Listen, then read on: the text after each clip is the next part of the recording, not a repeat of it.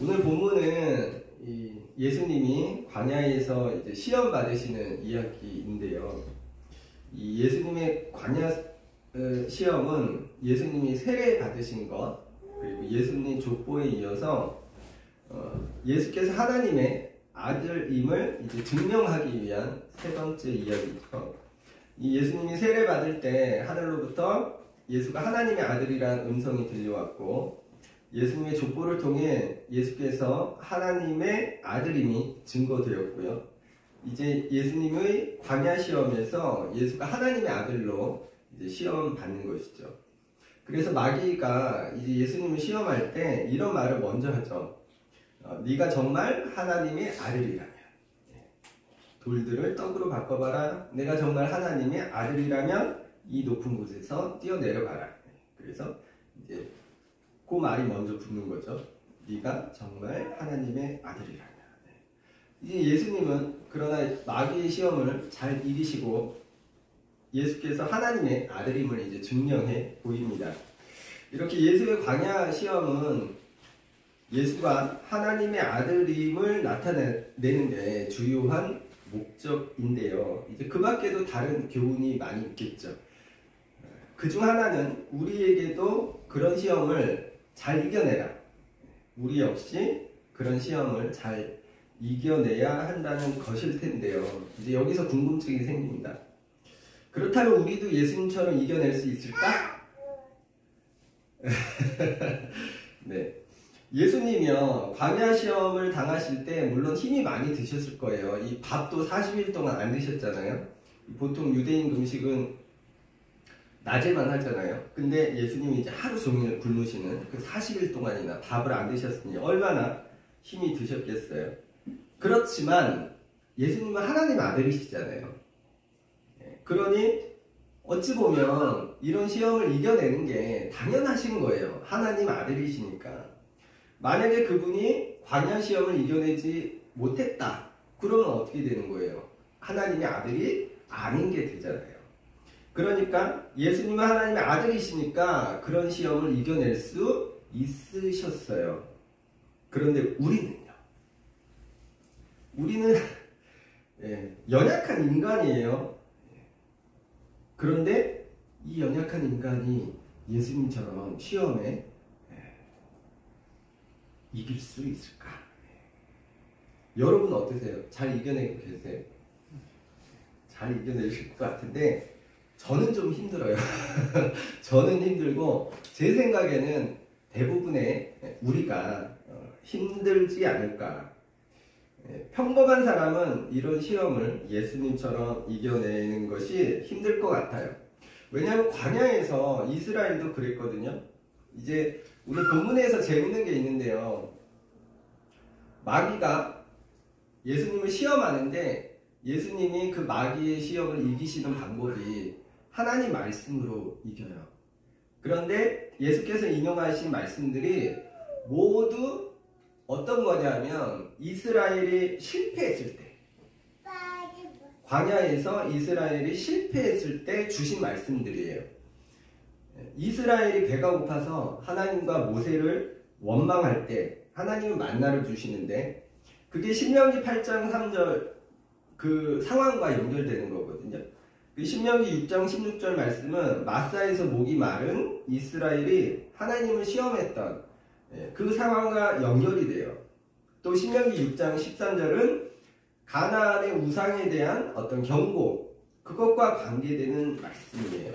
그러니까 광야에서 이스라엘은 실패했어요. 그리고 그렇게 이스라엘이 실패하고 원망할 때마다 하나님이 주신 말씀, 그 말씀으로 예수님은 마귀를 이기세요. 그러니까 예수님은 광야 시험에서 이기셨지만 이스라엘은 그렇지 못했다는 거. 그리고 사실 알고 보면 아담도 그랬어요. 선악과를 이렇게 바라보고 있던 아담, 그리고 하나님과 같이 되고자 했던 그런 욕망이 막 생겨나는 그 아담. 아담은 그때 자기의 광야 시험을 겪고 있던 거거든요. 그런데 아담도 실패하죠. 오늘날 우리 역시 그런 것 같아요. 이스라엘이 그랬던 것처럼 또 아담이 그랬던 것처럼 우리 역시 실패할 수 없는 게 어쩌면 당연한 거 아닌가? 제가 어릴 때 어떤 분이 이제 우리 인생을 광야에 비유해서 설명을 하셨어요. 이게 저도 맞는 것 같아요. 우리 인생은 광야처럼 결핍과 또 유혹이 가득한 곳이잖아요.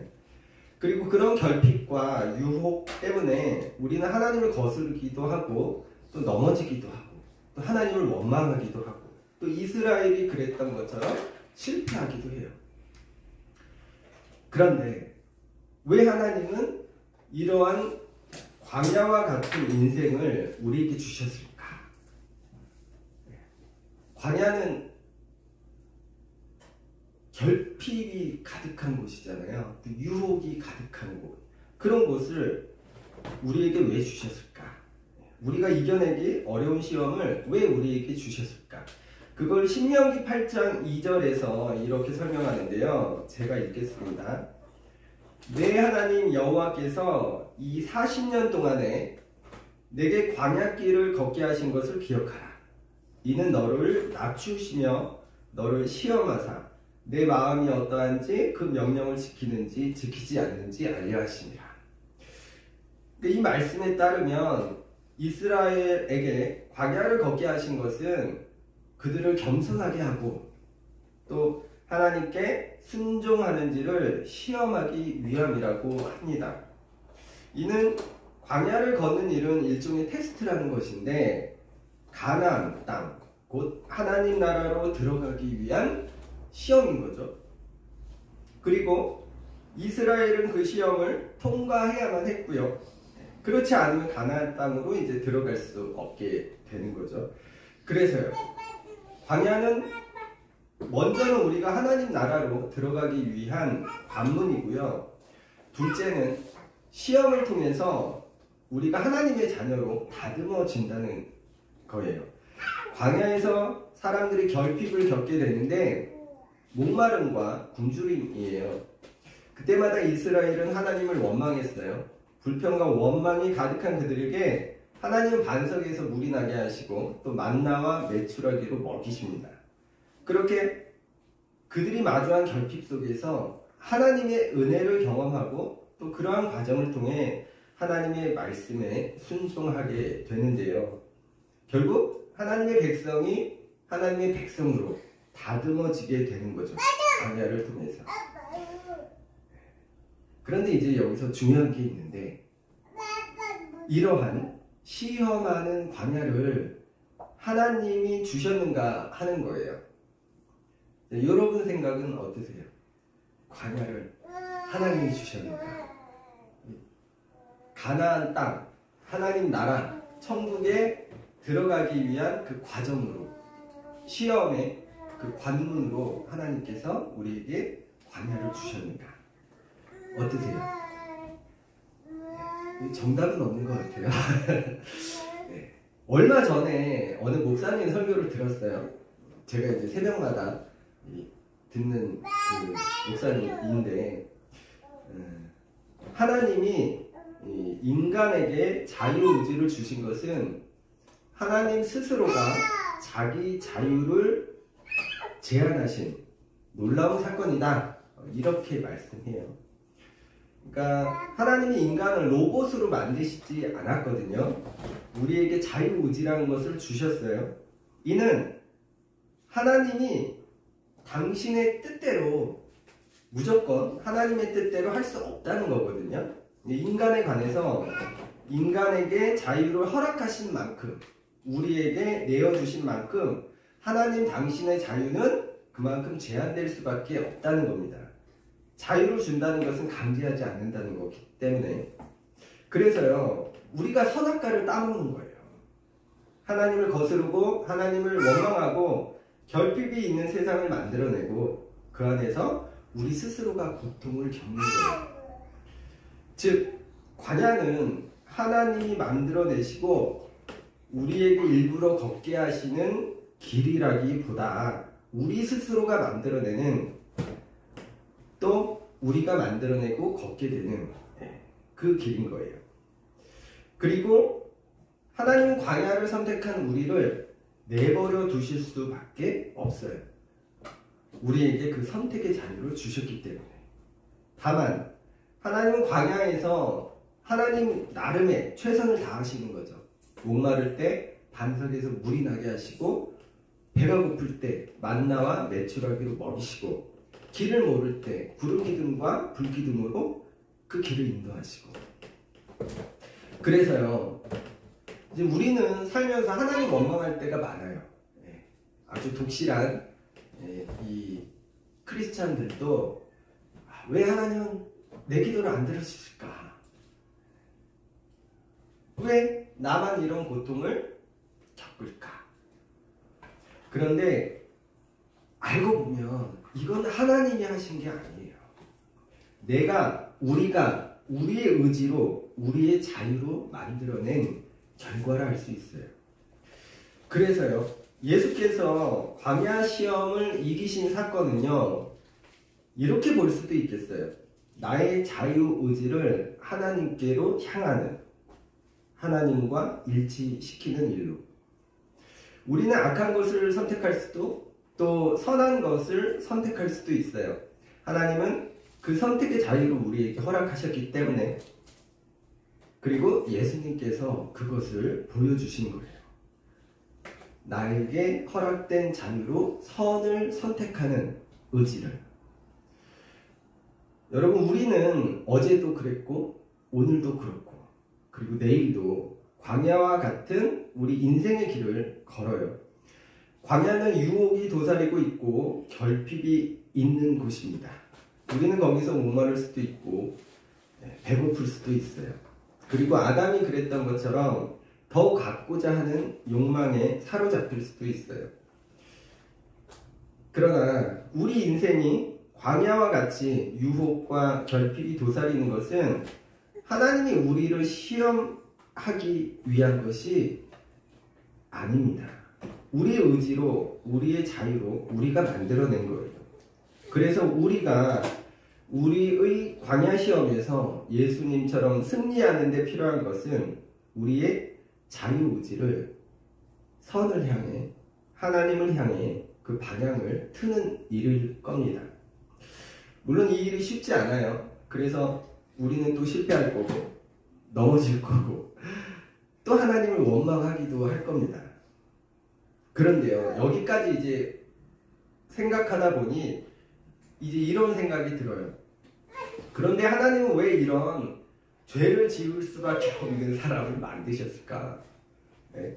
이스라엘이 광야에서 실패했듯이 아담이 자기 광야에서 실패했듯이 그걸 알면서도 왜 우리에게 자유의지를 주셨을까? 저는 문득 저기 있는 둘째를 보면서 이런 생각을 해보았어요. 이제 돌이 지난 아기가 뭘 알겠어요? 이제 요즘은 화장실 문이 열려 있으면 들어가요. 그래서 병인들에 손을 넣어서 장난을 쳐요. 아직 그걸 먹었는지는 확인이 안 되는데, 이제 그 이후로 우리가 이제 화장실 문을 닫아 놓으려고 애를 쓰고 있는데, 그 밖에도 많아요. 뭐 냉장고나 찬장 문을 열어서 막 다 끄집어낸다거나, 뭐 책장에서 책을 뭐 다 끄집어내서 이렇게 어지럽히는, 그런 이제 엄마를 힘들게 하는 일을 참 많이 해요. 그런데 아이가 그렇게 행동하는 게 이게 올바르다 할 수 없어요. 그런데 또 그걸 보고 뭘 할 수도 없어요. 아이가 어리니까. 그래서 엄마가 할 수 있는 최선을 다 할 수밖에 없는 거예요. 뭐 하는 거? 어지럽혀 놓은 거 정리하고, 더럽혀진 손 씻어주고. 그런데 참 재밌는 건요, 둘째가 어리긴 어린데 그래서 아무것도 모를 것 같죠. 근데 다 알고 있더라고요. 왜냐하면 본인이 하면 안 될 것 같은 행동을 할 때는 엄마 아빠를 한번 딱 보고 씩 웃어요. 그리고 막 뛰어가. 핸드폰을 잡으려고 할 때도 마찬가지고 하면 안 된다는 걸 알고 있어요. 의식하고 있는데 본인이 하고 싶으니까 하는 거예요. 엄마 눈치 보면서. 우리가 하나님 속 썩이는 일을 할 때도 마찬가지인 것 같아요. 또 하나님도 그런 엄마와 같지 않으실까 생각이 됩니다. 우리가 말씀을 피우고 하나님 뜻대로 살아가지 못할 때 하나님도 그처럼 우리를 바라보시면서 우리가 어지럽힌 걸 정리하시고 더러워진 우리 손을 깨끗이 하시면서 그렇게 당신이 할 수 있는 최선을 다하시는 게 아닐까. 왜냐하면 우리에게 그렇게 막 어지럽히는 것까지 또 우리 손을 더럽히는 것까지 하나님은 선택할 수 있도록 자유를 주셨기 때문에. 그리고 이런 생각도 해볼 수 있겠죠. 그렇다면 왜 하나님은 그냥 우리를 내버려 두실까? 물론 이제 인간의 죄가 땅에 가득할 때 하나님은 그 땅과 사람을 심판하시기도 하셨어요. 그런데 결국 사람을 다시 번성케 하셨잖아요. 왜일까? 저는 아름다움이 그 이유가 아닐까 싶어요. 비록 우리가 완벽하게 하나님의 뜻대로 살아가지 못하더라도 그렇게 유혹을 이겨내려고 애쓰는 모습, 마치 아이가 성장하면서 올바른 것을 선택하게 되는 것처럼 그러한 과정, 또 그 모든 모습이 하나님 보시기에 아름답게 그렇게 하나님이 보시기 때문이 아닐까. 그렇지 않은가요? 둘째가요, 그렇게 막 어지럽히고 손에 변기물을 묻혀도 어때요? 그래도 예쁘잖아요. 마치 그처럼 하나님도 그렇게 우리를 바라보시는 게 아닐까. 다만 부모가 아이가 성장하면서 올바르게 선택할 줄 아는 것을 바라는 것처럼 하나님도 그렇게 우리가 바르게 성장하기를 바라시는 게 아닌가. 하지만 직접적으로 그 일을 간섭하지는 않으시는 것 같아요. 못 하시는 거죠. 하나님 스스로가 그 부분에 있어 자기 자유를 제한하셨기 때문에. 자, 오늘도 두서없이 왔습니다. 여러분, 분명 우리가 예수께서 이기신 것처럼 우리의 광야 시험에서 이기는 일은 어렵습니다. 실패하기가 더 쉬워요. 저는 이 사실을 우리가 분명히 아는 게 중요하다고 봅니다. 왜냐하면 우리가 우리 광야에서 마주하는 그 시험과 유혹을 나는 이기지 못해, 이 사실을 인정할 때 우리가 하나님을 더 의지하게 되지 않을까. 그래서 우리가 행여 그 시험에서 이기게 된다면 우리의 약함 때문에 하나님을 의지하게 되는 그것만으로 가능하지 않을까 싶어요. 또한 우리가 우리 인생이라는 광야에서 예수님처럼 승리한다는 것은 알고 보면 우리에게 주어진 자유의지를 하나님께로 맞추는 것이라 할 수 있겠습니다. 우리에게는 선택할 수 있는 자유가 주어졌어요. 그리고 우리가 어떤 선택을 하느냐에 따라 우리 인생이라는 광야에서, 그 시험에서 이기기도, 때로는 지기도 할 겁니다. 그런데 우리가 이기지 못하더라도, 실패하더라도 너무 좌절하거나 낙심하지 않으면 좋겠어요. 사실 그게 우리니까. 아담도 실패했고요, 이스라엘도 실패했거든요. 그러나 이제 중요한 것은 여전히 부족하겠지만 그러한 과정이 모여서 결국 하나님의 자녀로 우리가 다듬어지는 게 아닐까 싶습니다. 그리고 우리가 그렇게 해내지 못하더라도 제가 둘째를 바라보는 것처럼 하나님은 여전히 우리를 사랑스럽게 바라보고 계신다는, 이게 중요한 거 아닐까 싶어요. 자, 오늘 설교를 마치려고 합니다. 여러분, 우리 인생이 의미 있고 아름다운 것은 우리가 늘 이기고 완전해져서가 아닙니다. 우리는 실패하는 인생이에요.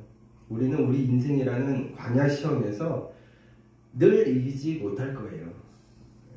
그러나 실패하더라도 이기지 못하더라도 그런 인생이 의미 있고 아름다운 것은 하나님이 우리를 늘 사랑스럽게 바라보시기 때문입니다.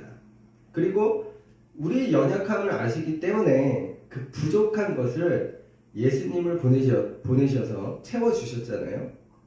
오늘 예수님이 광야 시험에서 승리하신 사건은 우리도 그렇게 이겨내라는 권고로 볼 수도 있겠으나 우리가 꼭 예수님처럼 이길 필요는 없을 것 같아요. 그러니까 이길 필요가 없다는 게 아니고요. 우리가 예수님처럼 이기기 어렵다는 거죠. 그러나 이미 승리하신 예수님을 우리가 믿고 따르기에 우리도 그분처럼 이겨내려고 노력할 필요는 있겠다. 그러므로 우리에게 허락하신 그 선택의 자유를 하나님께로 맞추려고 노력하는, 또 그걸 통해 우리 인생이라는 광야 시험에서 이기기 위해 몸부림치는, 또 그 몸부림을 통해 더 성장해가는 우리가 되기를 바랍니다.